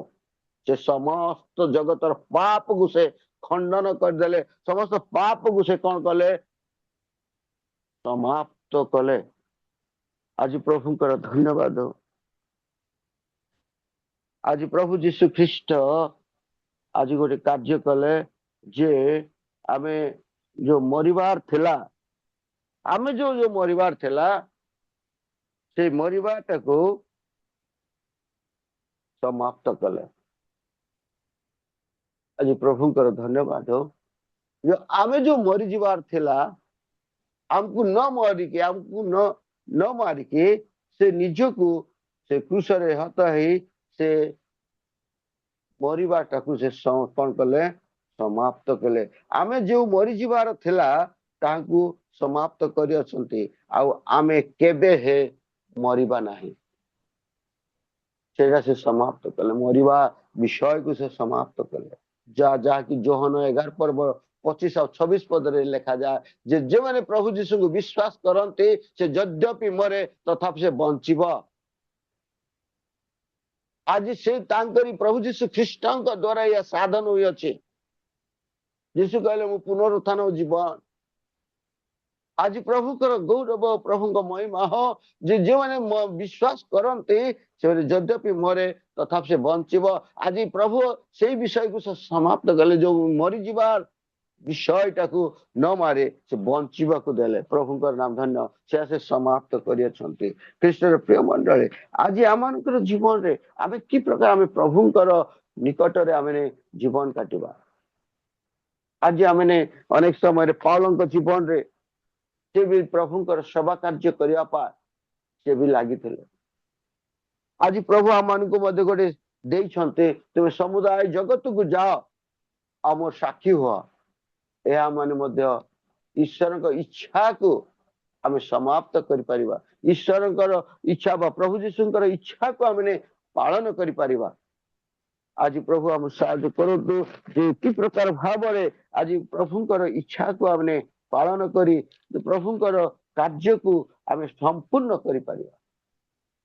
ଆଜି ପିତା ଆମମାନଙ୍କୁ ଆଶୀର୍ବାଦ କରନ୍ତୁ ଯେ ପ୍ରଭୁଙ୍କର ଦୟା ଅନୁଗ୍ରହରେ ଆମେ ଯେମତେ କି ପ୍ରଭୁଙ୍କ ନିମନ୍ତେ ଆମେ ଚେଷ୍ଟା କରି ଲାଗି ରହିବା। ଈଶ୍ୱରଙ୍କ ଇଚ୍ଛାକୁ ଆମେ ସମାପ୍ତ ଆମେ ଯେମିତିକି ଆମମାନଙ୍କ ଜୀବନରେ କରିପାରିବା।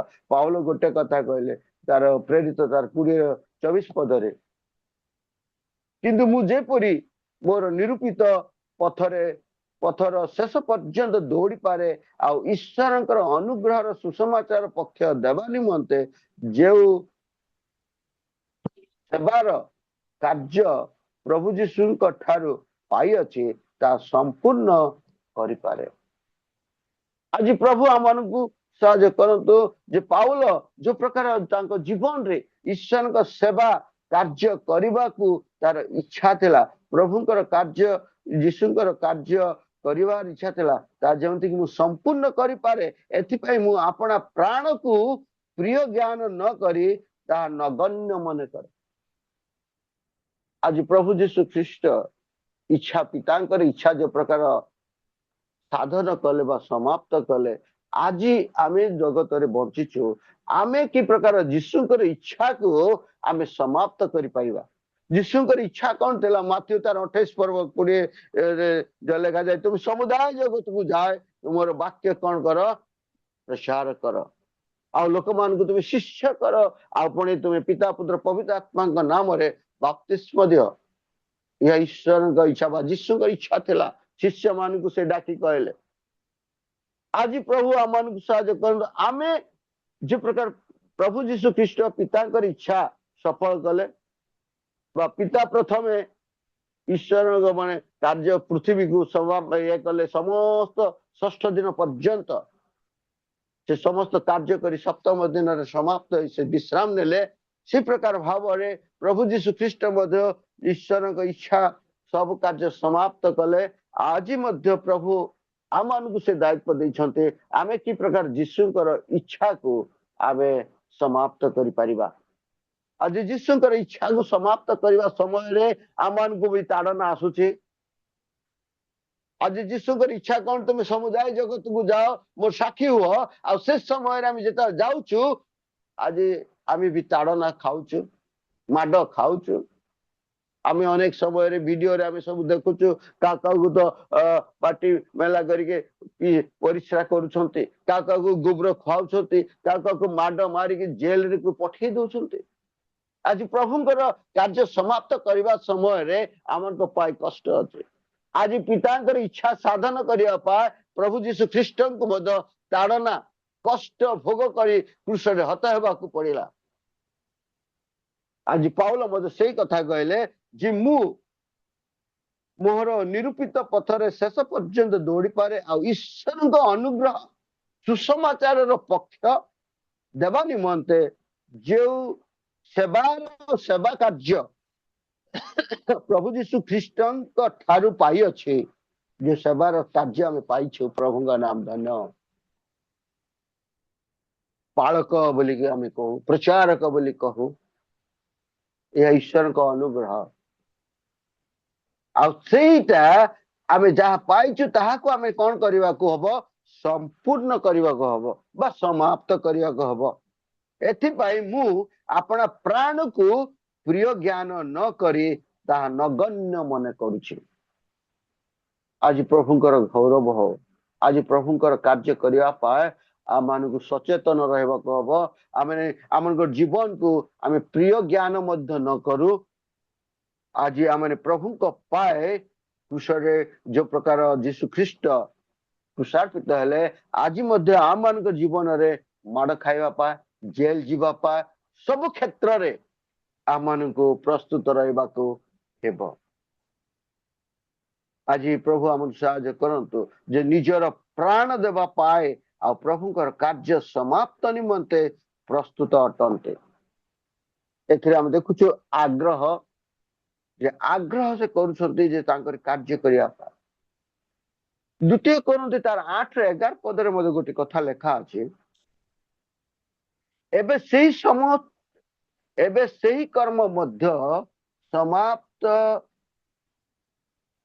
କରିବା ପାଇଁ ଗୋଟେ ଟିକେ ଦେଖୁ। 2 Corinthians ତାର 8 ପର୍ବ 11 ପଦ।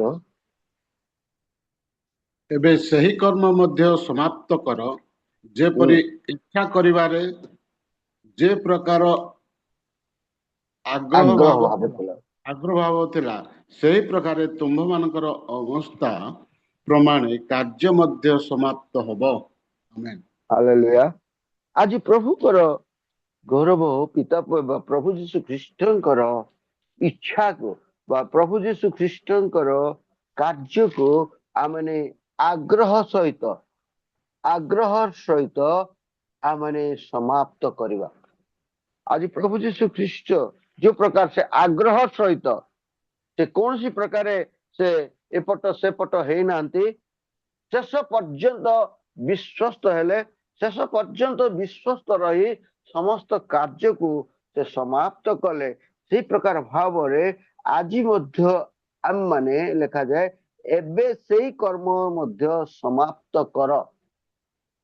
ଆଜି ପାଉଲ କୋରିନ୍ଥୀୟ ମଣ୍ଡଳୀକୁ କହନ୍ତି ଯେ ଆଜି କଣ, ଯେ ସମସ୍ତ ବିଷୟରେ ଯୋଉ ଇଚ୍ଛା ଅଛି କରିବା ପାଇଁ, आमनकर कार्य करिया पाए आमनकर ऊपर ईश्वर की इच्छा कौन साक्षी हुंतु प्रभुंकर वाक्य नहीं कि लोकन को जाई कहंतो सेटा आमन को कहबा हबो जे तांकर कर्म साधन कर्म मध्य समाप्त कर जेपरी इच्छा करिबारे से प्रकार आग्रह भाव थिला से प्रकार तुम मानकर अवस्था प्रमाणे कार्य मध्य समाप्त हब आज प्रभुकर धन्यवाद हो जे आज आमनकर कार्य को समाप्त करने को हब आज कि प्रकार भाव रे आमे प्रभुकर इच्छा आमनकर कार्य ईश्वर का इच्छार भाव को आमे समाप्त करि परिबा सेति पय आमे यत्नवान से हो आज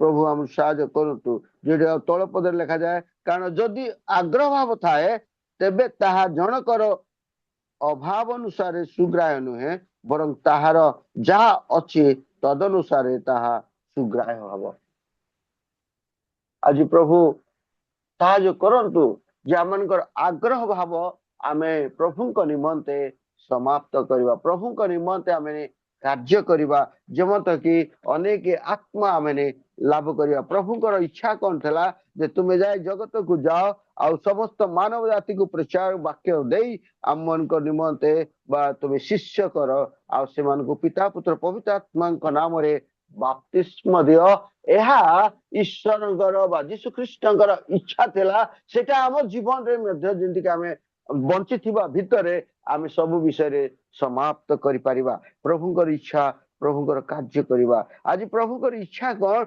समस्त जे प्रकार सिद्ध और संपूर्ण और धैर्य सहित सब कार्य समाप्त जमी कर जीशुकर इच्छा थिला याकूब तार 1:4 पद लिखा जाए जे आमे जेपरी सिद्ध और संपूर्ण भाव रे धैर्य सहित सब कार्य समाप्त करवा आज प्रभुकर धन्यवाद जो कार्य आमे करिया को चाहूचु ताको आमे धैर्य सहित आमे समाप्त करि परिबा जेमते कि प्रभु गौरवान्वित हेबे महिमान्वित हेबे आज प्रभु हमन साहाय्य करंतु जे हमन जीवन रे समस्या अछि कष्ट अछि दुख अछि किंतु आज प्रभु आमान को जेता कि डाकी छंती प्रभुकर सेवा निमंते पाउल जो प्रकार कहले जे तांकर सेवा निमंते मु जिंदगी करि परिबे लेखा जाकी कहले जे मु सुसमाचार कार्य पक्ष हेबा निमंते जो सेवार कार्य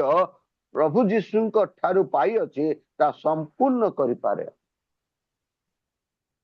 आज प्रभुकर गौरव हो जे आमने प्रभु जीशु ख्रीष्ट जगत को आसी जो से समाप्त कले ईश्वर इच्छा जा थिला ता से समाप्त कले से समाप्त को से क्रूस रे देखे देले आज मध्य आमन को जीवन रे आमरे की प्रकार ईश्वर को कार्य को आम समाप्त करि परिबा सेति पे आमरे यत्नवान हबा केवल प्रभु जीशु ख्रीष्ट समाप्त कले किंतु वर्तमान आमनकर कार्य आमे केमती समाप्त करि परिबा शैतान रो समस्त चिंताधारा को शैतान रो समस्त कार्य को आमने समाप्त करि परिबा आज प्रभु हमको साहाय्य करंतु जो प्रभु मध्य आमन को ठारू से चाहते जे मोर सेवा कार्य जहाँ करुछ ता तुमे समाप्त कर आज प्रभु आमन को आशीर्वाद करंतु जेमते कि आमने प्रभुकर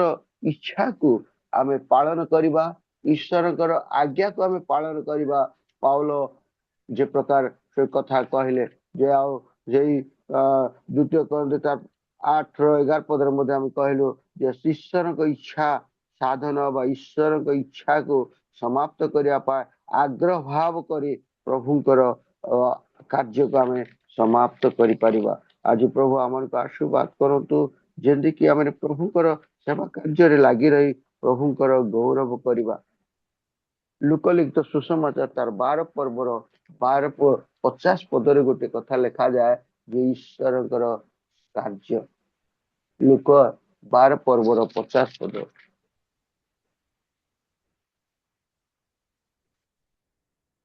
मात्र मते एक बाप्तिस्म रे बाप्तिस्थित हबाकू हबो आउ ताहा समाप्त न हवा पर्यंत मु किपरि ନିଶ୍ଚିତ ନିଷ୍ପିତିତ ନିଷ୍ପିଚିତ ହେଉଅଛି। ହେଉଅଛି। ହେଉଅଛି। ଆମେ ଦେଖୁଛୁ ଏଠି ଯେ ପ୍ରଭୁ ଯୀଶୁ ଖ୍ରୀଷ୍ଟଙ୍କର କାର୍ଯ୍ୟରେ ଲେଖାଯାଏ ଯେ ସମସ୍ତ ସମାପ୍ତ ନ ହେବା ପର୍ଯ୍ୟନ୍ତ। ଆଜି ସମାପ୍ତ କରିବା ହଉଛି ବହୁତ ବଡ ବିଷୟ। ଆଜି ଆମର ଜୀବନରେ ଆମେ ସମସ୍ତ କାର୍ଯ୍ୟକୁ ପ୍ରଭୁଙ୍କ ନିମନ୍ତେ ଆମେ ସମାପ୍ତ କରିପାରିବା। ଯେ ତାର ଉପର ପଦ ମାନଙ୍କୁ ଆମେ ଦେଖୁଛୁ ସେଠି ଯେ କି ପ୍ରକାର ତାଡ଼ନା ପୃଥିବୀରେ ଅଗ୍ନି ନିକ୍ଷେପ କରିବାକୁ ଆସିଅଛି, ଆଉ ତାହା ଯଦି ପ୍ରଜ୍ୱଳିତ ହେଲାଣି ତାହେଲେ ମୋର ଆଉ କଣ ବାଞ୍ଛା। ମାତ୍ର ମତେ ଏହି ଏକ ବାପ୍ତିସ୍ମରେ ବାପ୍ତିଜିତ ହବା ଆଉ ଯେ ମୋହର ଆଉ ତାହା ଯଦି ତାହା ସମାପ୍ତ ନ ହେବା ପର୍ଯ୍ୟନ୍ତ ମୁଁ କିପରି ନିଷ୍ପିତିତ ହେଉଅଛି। ଆଜି ପ୍ରଭୁ ଆମ ସାହାଯ୍ୟ କରନ୍ତୁ ଯେ ଆମେ ଆମଙ୍କର କାର୍ଯ୍ୟକୁ ଯେତା ପର୍ଯ୍ୟନ୍ତ ଆମେ ସମାପ୍ତ କରିନାହୁଁ ତାହେଲେ ଆମଙ୍କ ଜୀବନରେ ଶାନ୍ତି ନାହିଁ। ନିଷ୍ପିତିତ ମିନ୍ସ ଶାନ୍ତି ହେବା ବା ମନରେ କଷ୍ଟ ରହିବ। ଯେ ଆଜି ଯେତା ପର୍ଯ୍ୟନ୍ତ ଆମେ ସମାପନ କରିପାରୁନୁ କୌଣସି କ୍ଷେତ୍ରରେ ତାହେଲେ ଆମେ ଈଶ୍ୱରଙ୍କ ଇଚ୍ଛାକୁ ଆମେ ପାଳନ କରିପାରୁନାହୁଁ। ତ ଆଜି ଗୋଟେ କଥା ଲେଖାଯାଏ ଯୋଉଟା କି ଦ୍ୱିତୀୟ ତିମୋଥୀ ତାର 4 ପର୍ବର 7 ପଦରେ এই ପ୍ରକାର ଲେଖା ଅଛି। ଦ୍ୱିତୀୟ ତିମୋଥୀ ତାର 4 ପର୍ବର 7 ପଦରେ ମୁଁ ଉତ୍ତମ ଯୁଦ୍ଧରେ ପ୍ରାଣପଣ କରିଅଛି, ନିରୂପିତ ପଥର ଶେଷ ପର୍ଯ୍ୟନ୍ତ ଦୌଡ଼ିଅଛି, ମୁଁ ବିଶ୍ୱାସ ରକ୍ଷା କରିଅଛି। ପ୍ରଭୁଙ୍କ ନାମ ଧନ୍ୟ। ଯଦି ପାଉଲ ସବୁ ବିଷୟରେ ସେ ସମାପ୍ତ କରିଅଛନ୍ତି କଣ ଯେ ଉତ୍ତମ ଯୁଦ୍ଧରେ ପ୍ରାଣପଣ କରିଅଛି, ନିରୂପିତ ପଥର ଶେଷ ପର୍ଯ୍ୟନ୍ତ ଦୌଡ଼ୁଅଛି, ମୁଁ ବିଶ୍ୱାସ ରକ୍ଷା କରିଅଛି। ଆଜି ପ୍ରଭୁ ଆମକୁ ସାହାଯ୍ୟ କରନ୍ତୁ ଯେ ଆମମାନଙ୍କର ଜୀବନରେ ଆମେ କି ପ୍ରକାର ସମାପ୍ତ କରିପାରୁ। ଶାନ୍ତିରେ ସମାପ୍ତ କରିପାରିବା ନା ଅଶାନ୍ତିରେ ସମାପ୍ତ କରିପାରିବା ନା ପାପରେ ଆମେ ସମାପ୍ତ କରିପାରିବା। ଆଜି ପ୍ରଭୁ ଯୀଶୁ ଖ୍ରୀଷ୍ଟ ସମାପ୍ତ ହେଲା ବୋଲି କହିଲେ। ଆଜି ପୃଥିବୀରେ ଆମେ ବଞ୍ଚିଛୁ, ଆମେ କି ପ୍ରକାର ଆମଙ୍କ ଜୀବନରେ ସମାପ୍ତ କରିପାରିବା। ଆଜି ପାଉଲ ତା ଜୀବନରେ ଏଇ ଗୋଟେ କଥା କହିଲେ, ମୁଁ ଉତ୍ତମ ଯୁଦ୍ଧରେ ପ୍ରାଣପଣ କରିଅଛି, ନିରୂପିତ ପଥର ଶେଷ ପର୍ଯ୍ୟନ୍ତ ଦୌଡ଼ୁଅଛି। ପ୍ରଭୁଙ୍କ ନାମ ଧନ୍ୟ। ଆଉ ସେ ଶେଷରେ ସେ କଣ କରୁଛି, ମୁଁ ବିଶ୍ୱାସ ରକ୍ଷା କରିଅଛି, ମାନେ ସେ ସମାପ୍ତ କରିଛି ପ୍ରଭୁଙ୍କ ପାଖ ରାଇଟ୍ ୱେରେ ରହିଲେ। ଆଜି ପ୍ରଭୁ ଆମର ସାହାଯ୍ୟ କରନ୍ତୁ ଯେମତ କି ଆମେ ପ୍ରଭୁଙ୍କ ପାଏ ଶେଷ ପର୍ଯ୍ୟନ୍ତ ଆମେ ତାଙ୍କର ସହିତ ଲାଗି ରହିବା। ଆଜି ଆମେ ସମାପ୍ତ ଆମ ଜୀବନରେ କେମିତି କରିବା, କିନ୍ତୁ ତୁମେ ସମସ୍ତ ବିଷୟରେ ସଚେତନ ହୁଅ, କ୍ଲେଶ ସହ୍ୟ କର, ସୁସମାଚାରର ପ୍ରଚାର କର, କାର୍ଯ୍ୟ ସାଧନ କର, ତୁମ ସେବାର କାର୍ଯ୍ୟ ସମ୍ପନ୍ନ କର। ଆଜି ପ୍ରଭୁ ଆମମାନଙ୍କୁ ସମାପ୍ତ ଆମେ ପ୍ରଭୁଙ୍କ ନିମନ୍ତେ ଆମେ ସମାପ୍ତ ଆମେ କି ପ୍ରକାର ଆମେ କରିପାରିବା। ପ୍ରଭୁଙ୍କର ସେବାରେ ତୁମେ ସମସ୍ତ ବିଷୟରେ ସଚେତନ ଥାଅ, କ୍ଲେଶ ସହ୍ୟ କର, ସୁସମାଚାର ପ୍ରଚାର କର, କାର୍ଯ୍ୟ ସାଧନ କର ବା ସମାପ୍ତ କର, ତୁମ ସେବାର କାର୍ଯ୍ୟ ସମ୍ପନ୍ନ କର ବା ସମ୍ପୂର୍ଣ୍ଣ କର। ଆଜି ପ୍ରଭୁ ଆମମାନଙ୍କୁ ଆଶୀର୍ବାଦ କରନ୍ତୁ ଯେ ସମାପ୍ତର ଅର୍ଥ ହଉଛି ସମ୍ପୂର୍ଣ୍ଣ କରିବା। ଯଦି ସମାପ୍ତର ଅର୍ଥ ହଉଛି ପେଡ୍, ଆମେ ପ୍ରଦାନ କରିବା। ଆଜି ପ୍ରଭୁ ସାହାଯ୍ୟ କରନ୍ତୁ ଯେ ଆମେ ତାଙ୍କରି ବାକ୍ୟ ମଧ୍ୟରେ ତାଙ୍କରି ସେବା ମଧ୍ୟରେ ଆମେ ଲାଗି ରହି ତାଙ୍କର ସହିତ ଜୀବନ କାଟିବା। କାରଣ ଏବେ ମୋର ପ୍ରାଣ ଆହୁତି ପରି ଢଳା ଯାଉଅଛି, ମୋର ମହାପ୍ରଣୟର ସମୟ ଉପସ୍ଥିତ। ଆଜି ପାଉଲ ଏଇ କଥା କହନ୍ତି ତାଙ୍କ ଜୀବନରେ ଯେ ଆଜି ଆମେ ତାଙ୍କରି ସହିତ ବା ପ୍ରଭୁଙ୍କର ସହିତ ଆମେ ଜୀବନ କାଟୁ, ଆଉ ପ୍ରଭୁଙ୍କର ଇଚ୍ଛାକୁ ଆମେ ସାଧନ କରୁ। ଯୋଉ ପ୍ରକାର ପାଉଲ କହିଲେ ଯେ ମୁଁ ଉତ୍ତମ ଯୁଦ୍ଧରେ ପ୍ରାଣପଣ କରିଅଛି, ନିରୂପିତ ପଥରେ ମୁଁ ଦୌଡ଼ୁଅଛି। ଆଜି ପ୍ରଭୁଙ୍କର ଗୌରବ, ପ୍ରଭୁଙ୍କ ମହିମା आज प्रभुंकर प्रशंसा करवा जे आज मरिबा पर्यंत आमे प्रभु निमंते बंचिबा निरूपित समय पर्यंत आमे प्रभुंकर सहित लगी रहा। आ गोटे पद शेष पढ़ी मु शेष करी हो पारे बहुत समय हो जो तार 5:36 पदरे गोटे कथा लिखा जाए किंतु जोहनकर साक्ष्य अपेक्षा मोहर गुरुतर साक्ष्य अच्छी कारण पिता मते जे जे कार्य समाप्त करने को दे अछंती से समस्त कर्म मु करूअछि पिता मते प्रेरणा करिअछंती बोली सही सबु मो विषय रे साक्ष्य देउछि।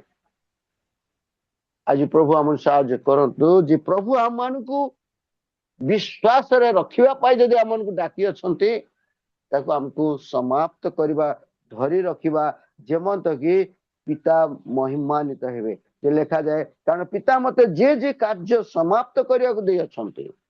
आज प्रत्येक को प्रभुंकर कार्य करिया पा देई छंती विश्वास रे रहिबा पाई मध्य प्रभु देई छंती प्रभुंकर साक्षी हेबा पाई देई अछंती। आज सेटा को आमान को कोन करिया को हबो समाप्त करिया को हबो पितांकर इच्छा पितांकर कार्य को से जे समस्त कर्म को मु करूअछि पिता मते प्रेरणा करि अछंती बोली सही सबु मो विषय रे साक्ष्य देउछि। आज जेता कि जगत रे आमे बंची छु लोक माने जानंतु जे प्रकृत प्रभुंकर सेवक ए जने प्रभु प्रकृत रे गोटे विश्वासी यह प्रभु लोक माने जानंतु यह ही आमान को जीवन रे समाप्त। से दिन मते गोटे कथा मु कहउथिली कोठी गोटे हम चर्च रे कहउथिली ना कोठी गोटे कहउथिली जे आमनकर उत्तम कार्य कबर भट्टारे हुआ जाए कबर भट्टा को जीवे जे कबर समाधि को जीवा समय रे आमन को उत्तम कार्य के मंद कार्य से सब सेठी प्रकाश करा जाए जे आज आमे जदि किछि प्रभुंकर पाए किसी गोटे कार्य समाप्त करिवार अच्छे उत्तम कार्य करो उत्तम कार्य करी आमे प्रभु को निमंते आमे सब कार्य को आमे समाप्त करि परिबा।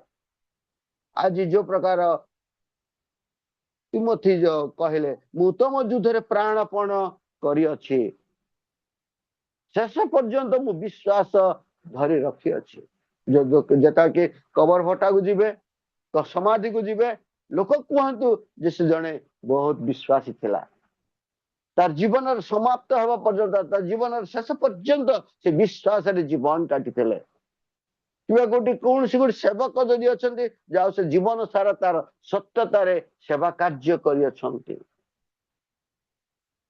आज प्रभु हम साहाय्य करतु जे षष्ठ वाणी आमन को जीवन रे ता सफल हो जे यीशु ख्रीष्ट जो प्रकार पितांकर इच्छा को समाधान करे समाप्त कले से पितांकर इच्छा कौन थिला शैतान समस्त कर्म को जगतर समस्त पाप को जगतर मानवर जातिर समस्त अपराध को से क्षमा करो बा से क्रूस रे हत होई से समाप्त करो यह तार जो इच्छा थिला सेटा से समाप्त कले कहले पिता को से कहला पिता तुम्हें जो मत पठे पृथ्वी को ताहा मु तुमर इच्छा समाप्त करूची बोली न कहे जस्ट गोटे कथा कहले समाप्त हैला से जना पड़ी गला जे से कि प्रकार ए जगतर समस्त पाप को से समाप्त कले। आज मध्य आमन को जीवन रे ईश्वर सेवा कार्य करबा निमंते आमे सेवा कार्य करबा निमंते प्रभु करबा निमंते आमे चेष्टा करी आमे समस्त कार्य को समाप्त करू कारण पिता मते जो जो कार्य समाप्त करिया को दे अछंते साहा मु समस्त कर्म मु पिता करिबी और पिता मते प्रेरणा करि अछंती बोली मते सब लोक जानिबे।